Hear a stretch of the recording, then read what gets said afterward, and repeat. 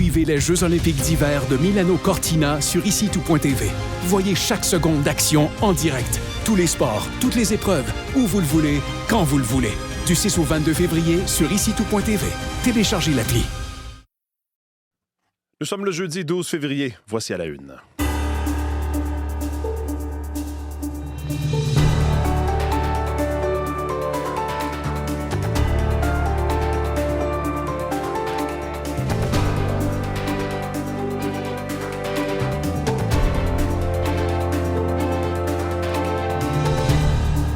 Bonjour, bon début de journée. Bienvenue à l'émission. C'est Mathieu Bellumeur au microphone. Merci d'être des nôtres encore une fois ce matin. Ça nous fait plaisir de vous accueillir dans notre studio. Vous pouvez évidemment nous écouter à la radio sur l'application audio. Et je vous le rappelle, depuis quelques semaines également sur les ondes de RDI de 5h30 à 6h. On va revenir ensemble, bien sûr, ce matin sur cette tragédie qui nous a tous et toutes bouleversés. On a appris ça avant hier en fin de journée. Hier, évidemment, ça s'est développé, concrétisé. Je parle bien sûr de cette tuerie en Colombie-Britannique à Tumbler Ridge. La GRC, au cours des dernières heures, qui a révisé son bilan. 8 personnes ont été tuées en plus de la tireuse. On parle d'un total de 27 personnes qui ont été blessées dans cet événement. Puis on a commencé à entendre des témoignages avec la présence de journalistes sur place. Évidemment, c'est absolument bouleversant d'entendre des gens de cette toute petite communauté dire à quel point ils sont ébranlés, touchés par ce qui s'est passé. Karine Matteux sera avec nous avec les derniers développements au sujet de cette histoire, donc elle sera avec nous un peu plus tard à l'émission. Autour de la table, avec moi, Élise Jeté, Jean-François Paradis, Véronique Mérançon. Là, bonjour. Bonjour, Mathieu. On va se parler ensemble d'un décès, d'un triste décès. C'est un acteur américain à la culture, Élise, qui est décédé hier. C'est James Van Der Beek. Oui, qui a été connu notamment pour son rôle de Dawson dans Dawson's Creek, une série qui a marqué énormément ma génération. Tout à l'heure, on va se remémorer Dawson's Creek avec la chanson thème notamment, mais cancer colorectal qui a emporté cet acteur américain très connu. Oui, très jeune, 48 ans, je pense. Ouais. C'est vraiment très jeune. Merci, on va se retrouver un peu plus tard à l'émission. Prévision de la météo avec Véronique. Mon Dieu, ça fait du bien. C'est beaucoup plus doux ce matin. Ce matin, déjà à cette heure-ci, oui. moins 6 au centre-ville. Bon, on a des températures un petit peu plus froides en périphérie, mais c'est vraiment ce qui va marquer les prochains jours. On peut le dire, la douceur comparativement... Avec les températures des dernières semaines, je pense qu'on peut parler de douceur. Je pense qu'on peut qualifier de douceur. On rejoint les valeurs de saison, moins 4 le jour, moins 13 la nuit sur le sud du Québec à cette période-ci de l'année. Donc là, la tendance est au dégagement. On verra le soleil aujourd'hui. Les vents sont relativement calmes. Les maximums oscilleront entre moins 3 et moins 6 degrés. La nuit prochaine, ça va demeurer dégagé. Donc, ça va redescendre un petit peu plus que la nuit dernière.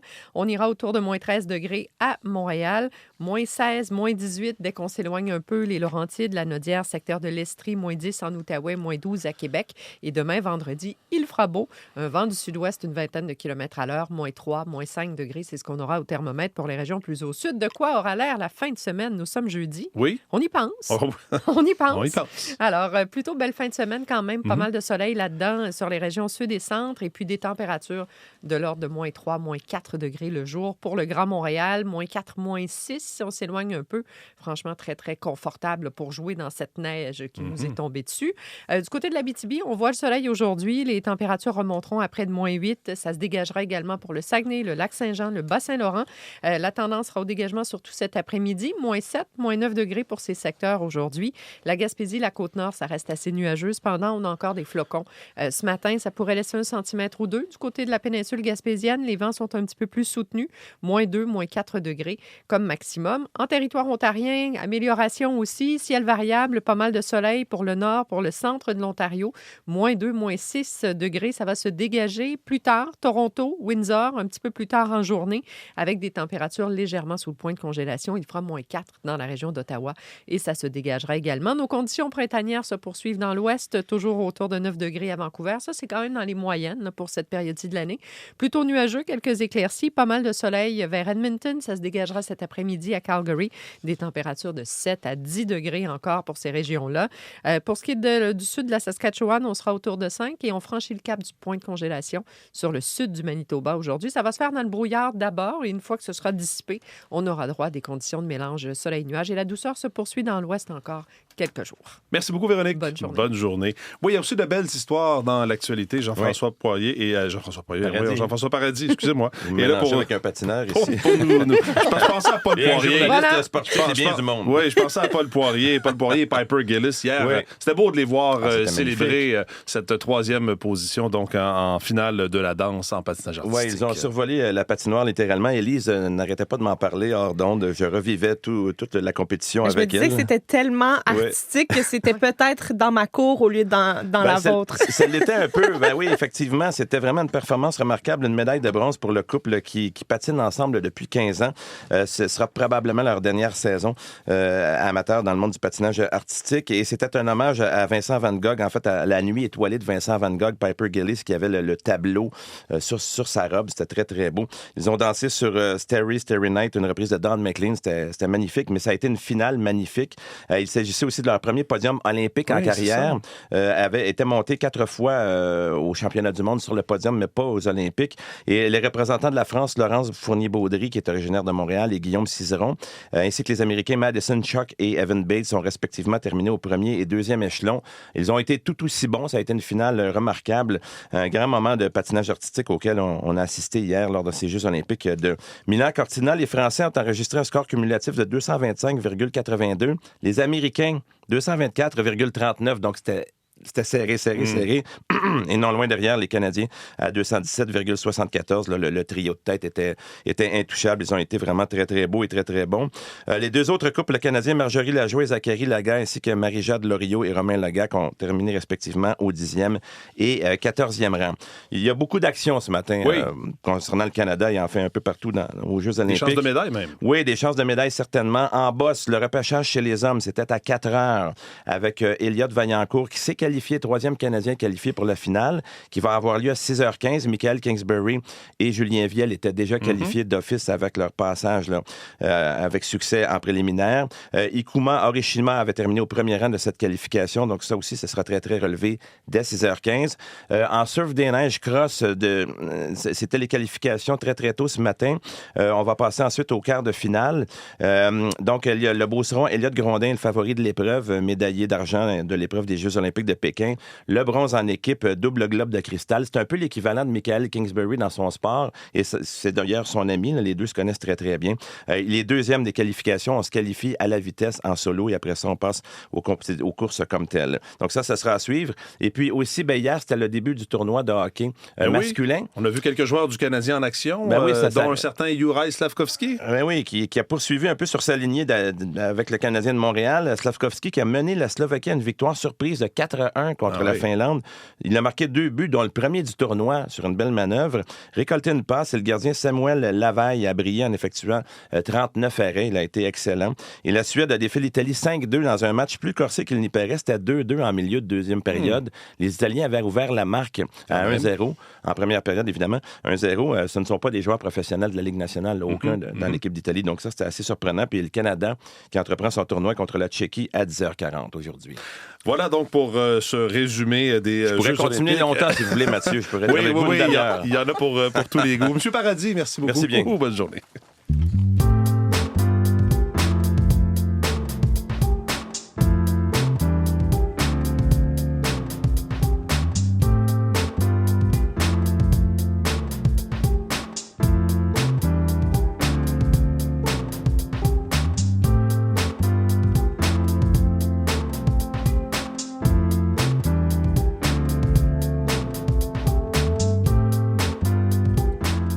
À la une des différents quotidiens ce matin, évidemment partout au pays, ce qui retient l'attention, c'est ce qui s'est passé en Colombie-Britannique à Tumbler Ridge. Ça fait la une de tous les quotidiens au pays, évidemment.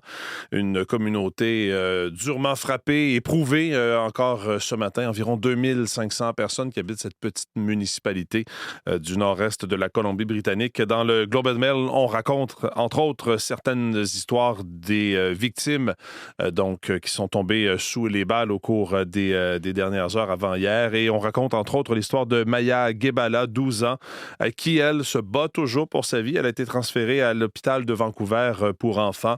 Sa mère qui a présenté certaines photos sur les réseaux sociaux. Il y a une campagne de sociofinancement qui a été lancée.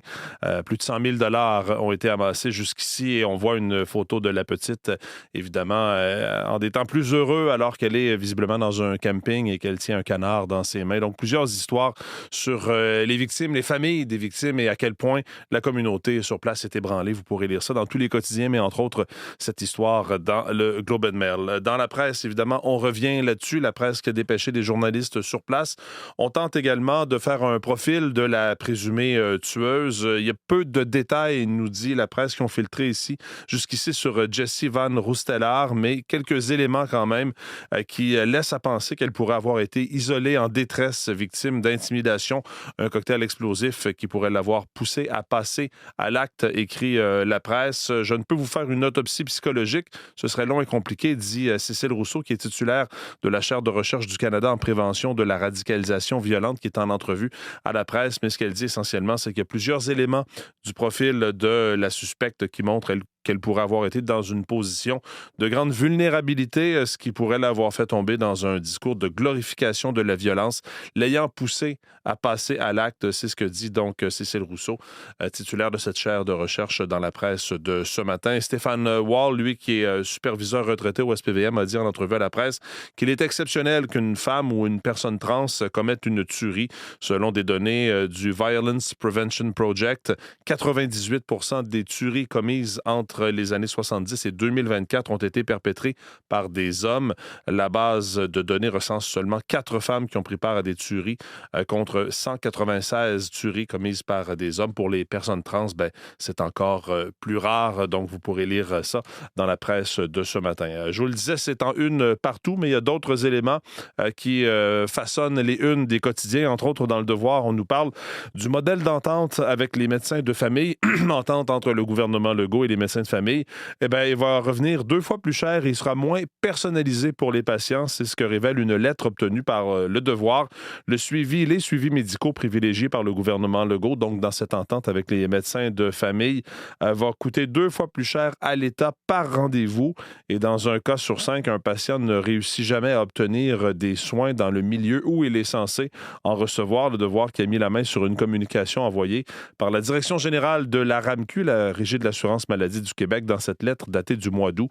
La RAMQ qui lève des drapeaux rouges au sujet de l'inscription collective de patients. Donc, ça coûte plus cher finalement à l'État qu'un patient soit pris en charge de cette façon, selon cette entente, que si, par exemple, un patient prenait directement rendez-vous avec son médecin, parce que dans la nouvelle entente, un patient peut passer donc par le GAP, le guichet d'accès à la première ligne, pour prendre rendez-vous, être en contact avec un médecin. C'est à lire sous la plume de Marie-Michel Sioui, en une du Devoir de ce matin. Les quotidiens reviennent aussi au Québec, sur ce rapport qui a été présenté hier, rapport d'enquête de l'ancien juge ou du juge à la retraite, Jacques R. Fournier, qui a enquêté, vous savez, sur ces histoires de brownie et donc d'argent pour des votes dans la campagne de Pablo Rodriguez. Il a présenté son rapport hier, le Journal de Montréal, qui cite une entrevue avec Jacques R. Fournier. Il dit « Comme un chien de chasse édenté, l'ex-juge qui a enquêté sur le PLQ admet qu'il n'avait pas les outils pour faire son travail de façon complète, donc un rapport incomplet. Il conclut quand même que ce sera un montage de textos qui a été présenté par le Journal de Montréal dans son enquête sur l'affaire. Le journal, lui, se défend en disant « L'ex-juge ne connaît pas l'identité des sources et n'a pas toutes les informations en main pour en arriver véritablement à un rapport d'enquête complet sur l'affaire. » Et puis, je termine avec le site de Radio-Canada. Ma collègue Véronique Prince qui nous apprend qu'on s'en va vers la fin de la double taxe de bienvenue au Québec. C'est qu'au Québec, quand un couple qui est conjoint de fait se sépare, l'une des 2 personnes qui souhaitent racheter la maison ne doit pas tarder. Si ça ne se fait pas dans l'année suivant la séparation, la personne qui rachète éventuellement la maison devra de nouveau payer les droits de mutation immobilière, ce qu'on appelle communément la taxe de bienvenue. Geneviève Guilbeault, la ministre des Affaires municipales, veut changer ça pour elle. Ça ne fait aucun sens qu'il y ait 2 fois donc une taxe de mutation pour une même maison. Donc, elle travaille sur des solutions pour, dit-elle, donner un peu d'oxygène aux acheteurs qui font face à une explosion d'ailleurs des prix des propriétés. Article de ma collègue Véronique Prince à lire sur le site de Radio-Canada ce matin.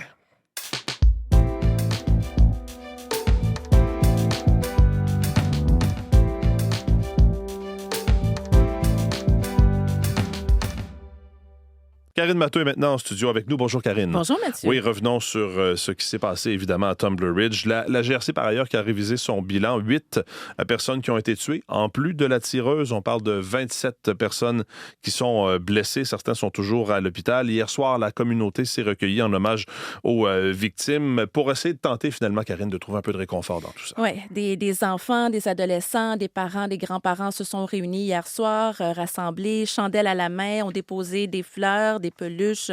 Le premier ministre de la Colombie-Britannique, David Eby, s'est joint à eux, a pris la parole. Aux journalistes, ensuite, il a mentionné que la communauté est incroyablement forte et que tout le monde tente de s'entraider. D'ailleurs, écoutons-le, justement. Commitments that we are making are a couple. One is that the supports will be here, and I want to thank Northern Health, the counselors who are here, the community center providing direct support to people right now.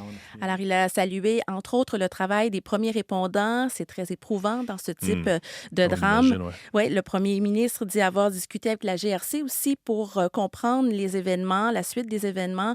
Il s'est aussi engagé auprès des familles à obtenir des réponses à toutes leurs questions. Le maire de Tumbler Ridge aussi a décrit pour sa part sa communauté comme étant une grande famille. Vous le disiez, c'est une petite communauté de seulement 2500 habitants, située à environ 1200 km au nord-est de Vancouver, près de la frontière avec l'Alberta.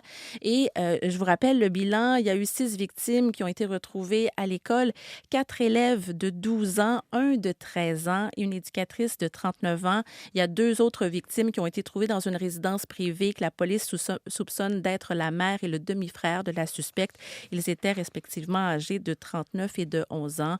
Et parmi les blessés, bien, il y en a 2 qui ont des blessures très graves et on ignore pour l'instant la gravité des blessures des autres victimes.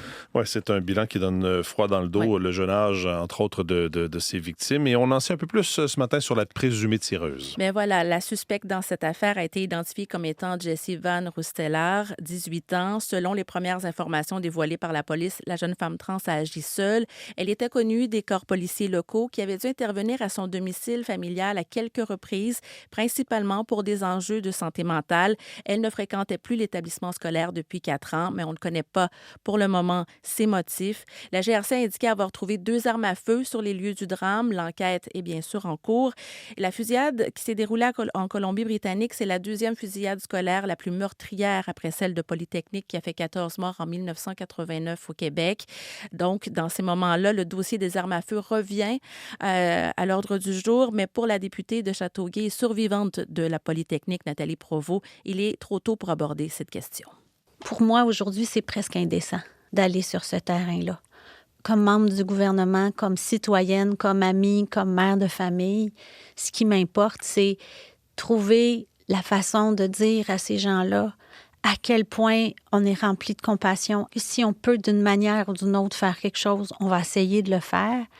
Quand ils seront prêts à nous accueillir, on ira. Les causes, l'analyse, il sera toujours temps de la faire. Mais là, il y a pas mal de bonheur. Alors, on va suivre les réactions aujourd'hui. Oui, c'est ça. C'est comme si tout le monde doit un peu encaisser le coup devant cette tragédie absolue. Merci beaucoup, Karine. Je vous en prie. Bonne journée.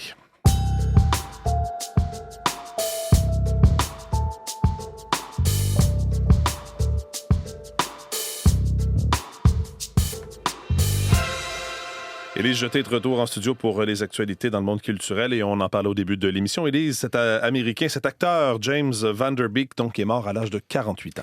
Oui, c'est sa femme qui en a fait l'annonce hier sur Instagram. Il s'est fait connaître du grand public et plus spécifiquement par ma génération pour son rôle de Dawson Leary dans la série Dawson's Creek.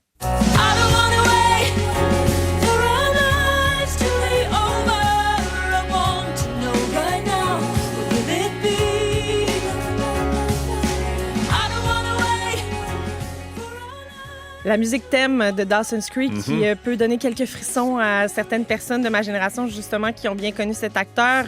Il avait annoncé en novembre 2024 qu'il était atteint d'un cancer colorectal. Et dans les mois qui ont suivi, il avait beaucoup parlé de sa maladie en disant que les traitements étaient vraiment difficiles, mais qu'il pouvait compter sur le soutien de ses proches énormément.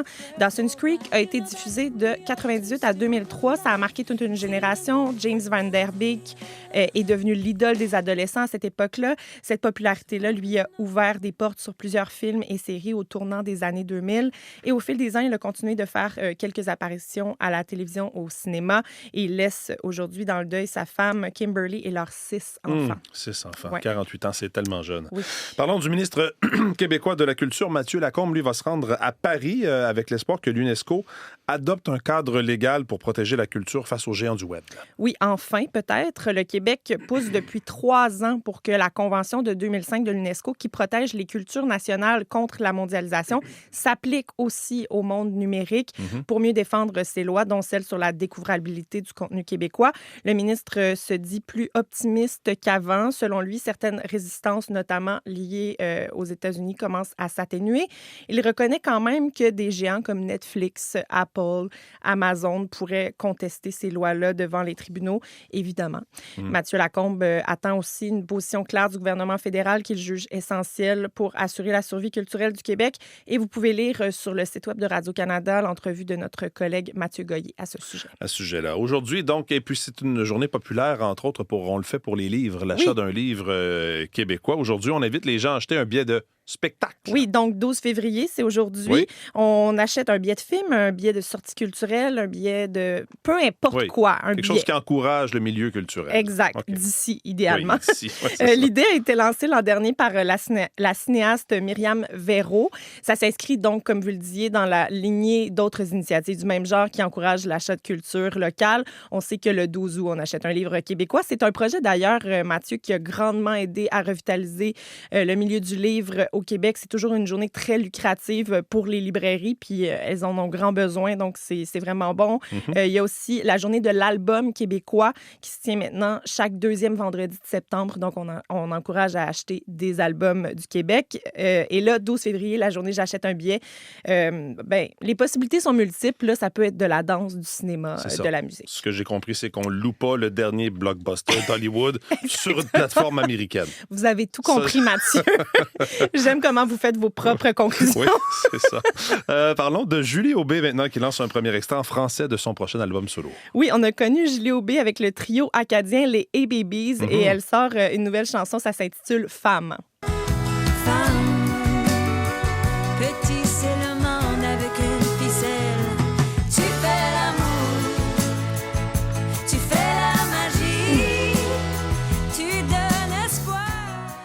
La chanson est une ode douce et émotive aux femmes souvent invisibles. Donc, il y a plusieurs femmes invisibilisées qui sont mises en valeur dans cette chanson-là. C'est porté musicalement par une guitare acoustique, une instrumentation folk très chaleureuse. Il y a un vidéoclip super joli aussi qui a été filmé en Super 8 à Halifax qui accompagne la chanson. Ça met en scène une femme qui a longtemps été reléguée dans l'ombre avant qu'elle ne prenne enfin sa place. Donc, c'est très beau à voir aussi. Vous irez voir ça en ligne. Et l'album Rural va sortir le 8 mai avec des spectacles de lancement qui sont prévus à Memramcook au Nouveau-Brunswick. J'espère que je le dis correctement. Memramcook, je pense que vous ne vous trompez pas. Et à Montréal également. Merci beaucoup, Élise. Merci à vous. Tu fais la magie, tu donnes espoir. Julie Aubé, donc, ce nouvel album qui sort, nouvel album solo, premier extrait de ce nouvel album solo. Voilà pour cette édition d'À la Une. Vos équipes du matin prennent le relais. On va continuer, évidemment, de suivre les derniers développements en provenance de la Colombie-Britannique tout au long de la matinée. Bonne journée. On a l'appli qu'il vous faut pour les JO. Toutes les nouvelles sur les athlètes, toutes les médailles remportées et l'horaire complet de toutes les épreuves. Pour tout savoir sur les Jeux olympiques d'hiver de Milano-Cortina, téléchargez l'appli Info de Radio-Canada.